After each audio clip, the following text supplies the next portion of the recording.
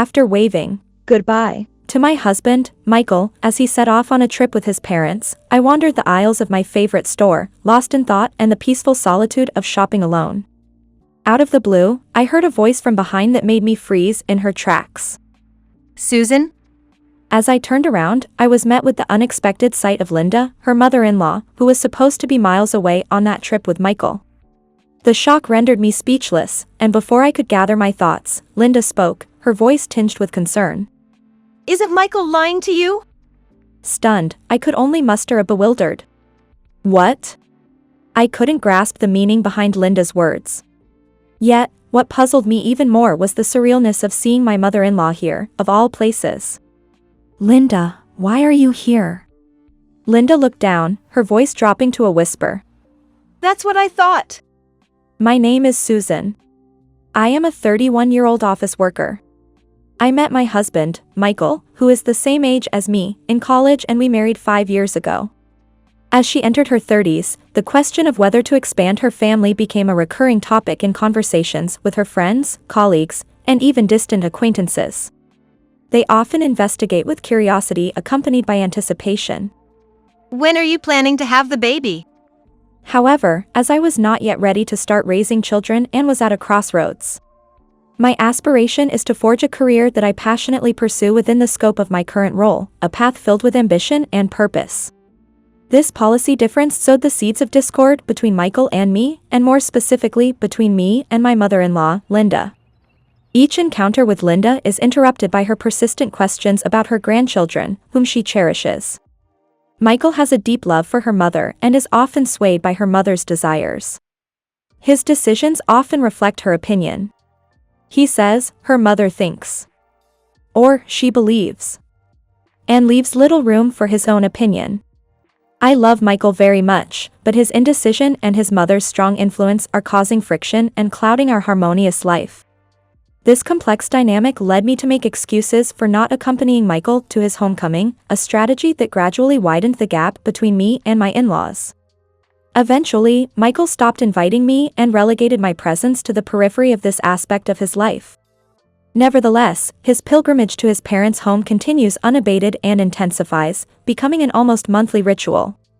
His childhood home is only an hour away by train, which isn't particularly difficult, but he doesn't seem to need to visit that often. In the tapestry of our lives as a working couple, weekends are a precious thread that we weave together, creating special moments that are uniquely ours. But with no more time to share, this pattern broke down and I was left with a veil of loneliness. I'm going to visit my parents this weekend. Today too, my husband mumbled the same thing, as if he were talking to himself. Again? Because my mother misses me. As an explanation, he would present evidence of a connection to his family. Today, I found the courage to voice a thought that has been in the shadows of my mind for a long time. Do you have to go every week? I know your mom is lonely, but isn't your dad there?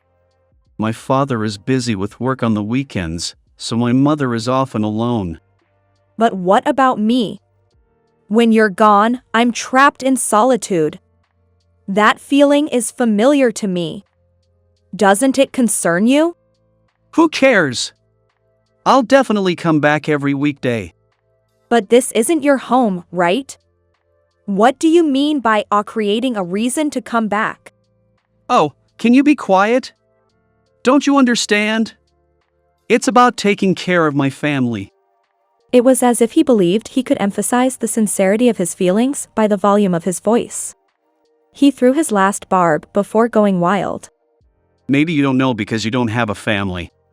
His words felt like a slap in the face and resonated deep within me. He disappeared into his bedroom, making me understand the gravity of his accusation. I stood there traumatized. I didn't choose a life without family ties. Fate cruelly took them away from me in a tragic accident. Facing this fact was indescribably painful. My mind was confused and seeds of doubt took root. Was it unusual for Michael to visit the family home so often? Were his visits a sham? Millions of possibilities ran through my mind, each one more unsettling than the last. In the stillness of the night, while Michael was fast asleep, I made a decision. I took out my transportation card from my pocket. It was a small piece of plastic that felt like the key to solving the mystery of his absence. I felt like a detective when I logged into the cardholder site. If Michael had been telling the truth about his whereabouts, evidence would have surfaced daily in the form of transactions at his hometown station. I think the password will be something predictable, like my mother Linda's birthday. My hunch came true and I now have access to a ton of information I wasn't sure I was ready for. But what I found dispelled my suspicions. His trading history clearly recorded a visit to his hometown station. He is still going to his parents' house. I admitted that a wave of guilt washed over me for doubting him. Looking back on his words, there may have been some truth in them. Linda, who lives alone, may be truly lonely, and Michael's frequent visits are a means of escaping marital discord. Recognizing someone's worth is not enough unless you demonstrate it through words and actions.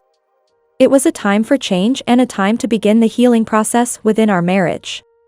I finished work early and decided to go back to Michael's house early. This change seems to have brought about a subtle change in Michael's attitude. His smiles became more and more frequent, proof that the ice between us was beginning to melt. He still visited his parents' house regularly, but the atmosphere there was brighter than before. All right, only 2 more days to go this week. Michael's voice carried through the house, not just as mere words, but as a melody of optimism and lightness. Something good must have happened. You have been practically radiating joy lately.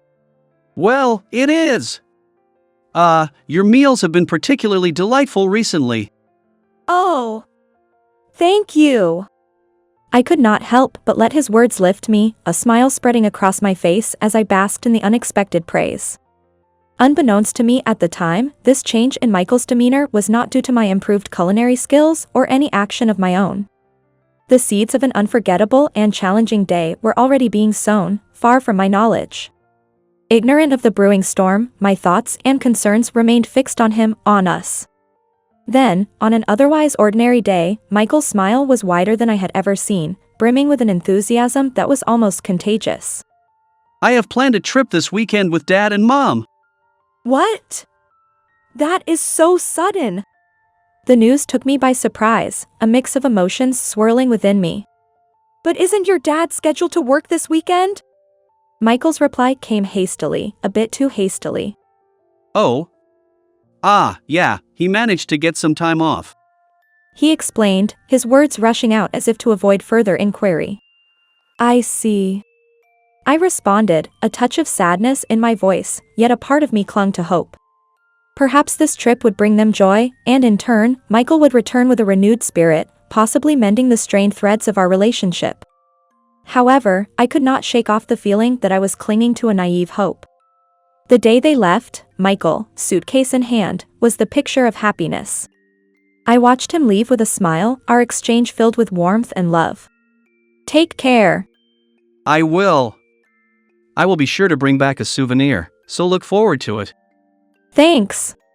As the door closed behind him, a wave of loneliness swept over me, a stark contrast to the warmth of our parting words, leaving me in a reflective silence.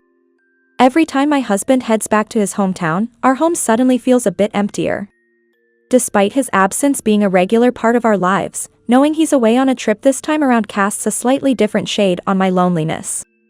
It's as if the space his suitcase once occupied has expanded, leaving a gaping void in both the corner of our bedroom and the pit of my stomach.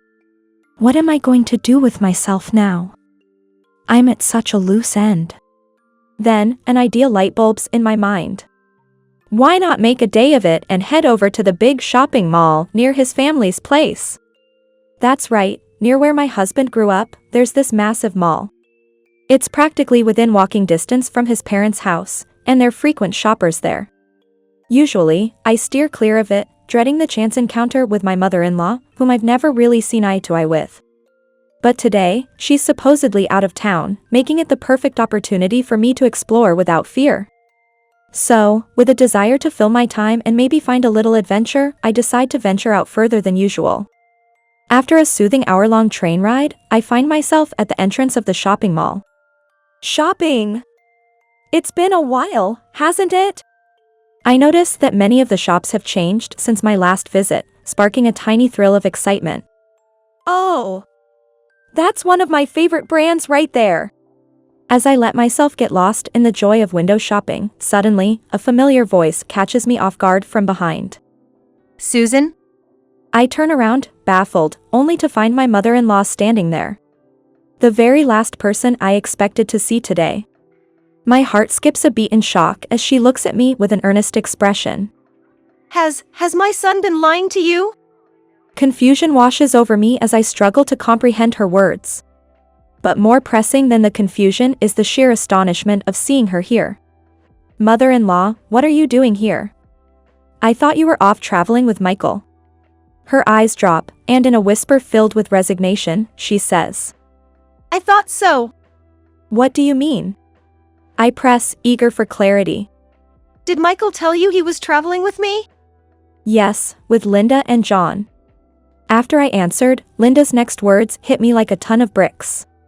You know, Michael told me he couldn't come over to the house today because he was out traveling with you. What? Really? While I was still trying to wrap my head around this, Linda grilled me as if she were conducting an interrogation. Tell me, has Michael been saying he comes home often? Trying to keep up with Linda's rapid-fire questions, I managed to say. Yes, he says he visits almost every month, if not more. Then, Linda dropped the bombshell quietly. That's a lie. What? He hasn't been visiting home at all recently. Is that true? I couldn't immediately digest her words. It's true. He stopped showing his face around here out of the blue, so just yesterday, I casually asked if he'd like to come over after a long while.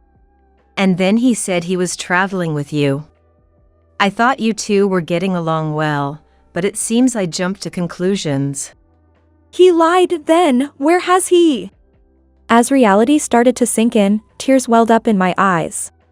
At that moment, Linda sighed softly and then hugged me tightly. Susan, I'm so sorry about our son. Michael must be in a situation where he feels he has to lie to both me and you. Betraying family is unforgivable. In Linda's embrace, I let out a tear. It was all a misunderstanding. Linda really cares about her family, cherishing both Michael and, undoubtedly, me.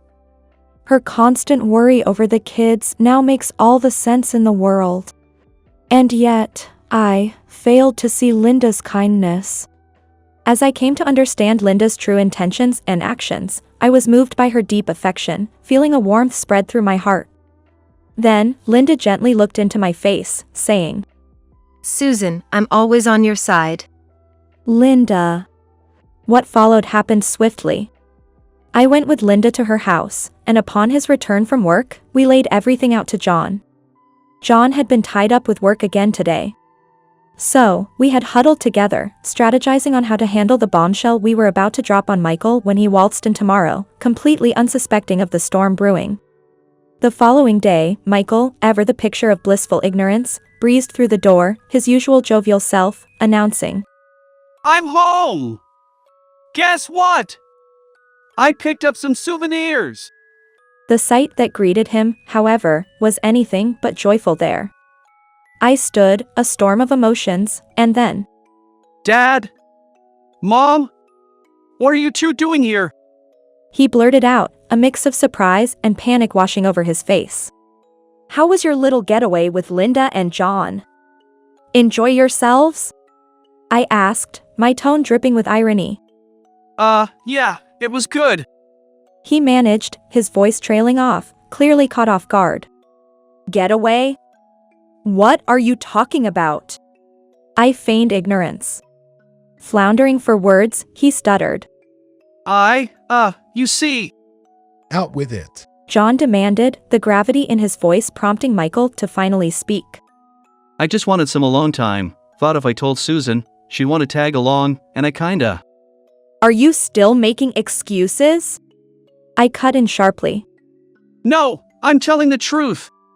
He protested. There was a brief silence as John absorbed this, then with a measured breath, he said, Let's see your phone then. Why all of a sudden? Michael spluttered, taken aback. It will all become clear. If you've got nothing to hide, you'd show us. John reasoned, his logic unassailable. How did it even get to this? Michael retorted, defensive. John, determined, lunged for Michael's pocket, but Michael, equally quick, recoiled, clutching his phone tightly, determined not to let go. In the tussle that ensued, the phone slipped and hit the floor. I seized it immediately. Stop! He yelled, but it was too late. I had already seen the exchanges with a woman unknown to me. Had such a great time! Can't wait for our next trip! Take care getting back! He had written, merely 30 minutes prior. As I stood there, dumbfounded, Linda, peering over, couldn't help but exclaim. Nancy? That Nancy! She exclaimed in disbelief. Do you know her? I asked, surprised that someone else had noticed Susan's presence. Yes, she is Michael's friend from high school, right?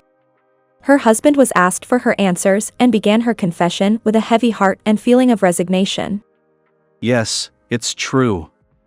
I met her by chance when I went back to my parents' house 6 months ago. Since then, we've become good friends and I've been lying to Susan for a long time. She and I were visiting my hometown, but I was seeing her instead. He admitted guiltily. It's been going on for that long. I muttered to myself and realized that his hometown was always showing up in the transaction history on his travel card. So, you stopped coming to my house during that time. As I connected the dots, her mother-in-law nodded solemnly, with a look of sadness and understanding on her face. But it was just a joke. It was a momentary lapse in judgment. My husband repeated the common excuses of those caught in infidelity, which only deepened my disillusionment. Suddenly, her mother-in-law stood up. Ah! When her mother-in-law slapped her husband in the face, the sound of a loud slap and her husband's screams echoed in her room. Sorry. He cried. I can't tolerate someone who doesn't value family, even if it's my own son. No, especially since you're my son. You're not only caring for me and your father, but most importantly, Susan. I betrayed you. She declared in a stern yet heartbreaking voice. Yes, I'm really sorry, but I'm cutting ties with her. I interrupted his feeble attempt at reassurance. So what if it was just an affair? So what if you end up breaking up? Is everything okay, then? Do you think your actions won't hurt any of us? Your family. After all your big words about caring for us, you betrayed us. I can't trust you anymore like this. I'm divorcing you. I said in a tight voice that my decision was final. Please, don't do that. Do anything else. He begged, his voice choked up. I feel the same way, Susan. You are no longer my son. She added that her mother-in-law is clearly disappointed. That's right. You have to pay for the crime you committed. His father-in-law echoed that sentiment. This can't happen. My husband finally broke down and lamented in tears. Seeing him in such a miserable condition, I realized that my love and patience had run out. I packed up my things and left home with my in-laws. Later, through their mediation, her husband and I were officially divorced. So, I demanded around $30,000 in alimony from my ex-husband, and with the help of my mother-in-law, I was able to make the same demand from the woman my mother-in-law knew about who was involved with him.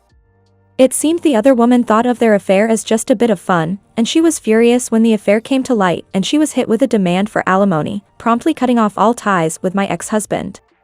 Following through on their word from that day, my in-laws have since cut off all ties with him as well. In the end, my ex-husband lost his family and ended up alone. To make matters worse, he nearly exhausted all his finances paying the alimony and was forced to sell his house, reluctantly. Hearing about his plight, I felt no sympathy for him, and it seemed my in-laws shared my sentiments. Through this whole ordeal, my in-laws deeply apologized to me and even helped with the moving expenses for starting my new life, offering significant support. Strangely enough, I've become closer to my in-laws than when I was married. We even share meals together frequently now. Cheers. Susan, congratulations on your promotion. Congratulations, I'm as proud as if it were my own achievement. Thank you. Yes, today is the celebration of my promotion. Since the divorce, I've put even more effort into my work and have now been promoted. This wouldn't have been possible without the support of my in-laws. I'm determined to continue cherishing them like my own parents. With that promise in my heart, I tilted my glass and exclaimed, "Cheers!"